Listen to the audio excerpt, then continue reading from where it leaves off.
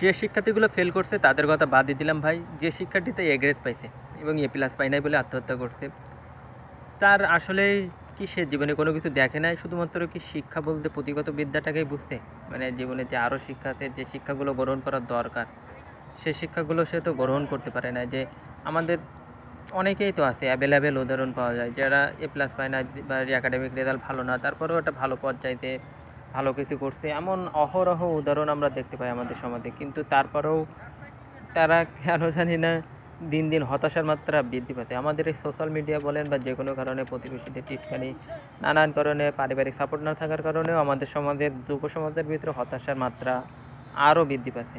তারা দিন দিন হতাশ হয়ে, মানে তাদের কাছে মনে হয় যে জীবনের আসলে কোনো মূল্য নাই।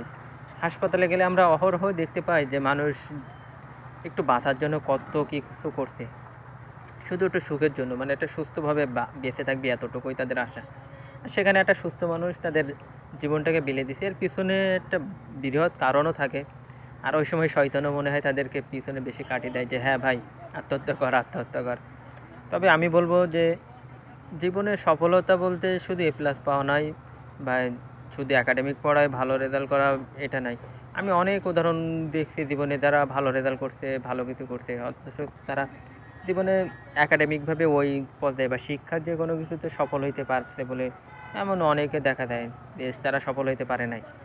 আবার অনেকে আছে যে জীবনে একাডেমিক রেজাল্টে ভালো ছিল না, কিন্তু এখন এসে খুব ভালো একটা পর্যায়ে ভালো নিজেকে এস্টাবলিশ করতে পারছে।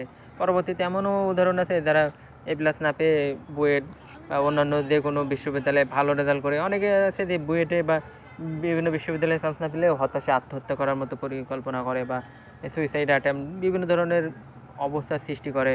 এবং পারিবারিকভাবেও তারা মনে করে যে আমাদের, বিশেষ করে শহরে শহরে দেখা যায় যে মানুষগুলো মনে করে যে আমার ছেলে, ও মানে ভাবির ছেলে কী করছে সেটা আমারও করতে হবে। এই টেন্ডেন্সিটা কবে দূর হবে এবং কবে মনে হবে যে আসলে রেজাল্টটা শুধুমাত্র একটা ভালো হইলেই না, এখানে এ প্লাস বা অন্যান্য কোনো কিছু ততটা দরকার হয় না।